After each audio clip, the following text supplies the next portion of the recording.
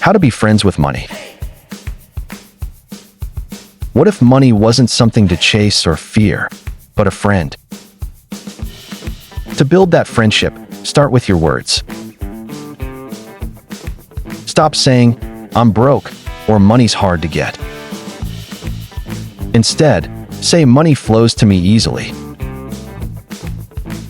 Words matter and money listens. Next, spend time with your finances. Track your spending. Set goals. Just like friends, money needs your attention. Be grateful.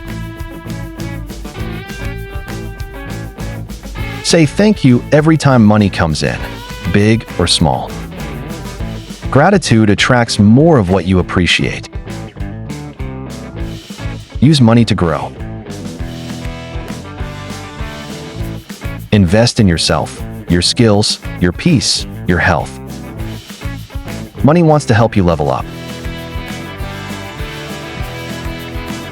Finally, be a good friend back. Respect money. Don't waste it.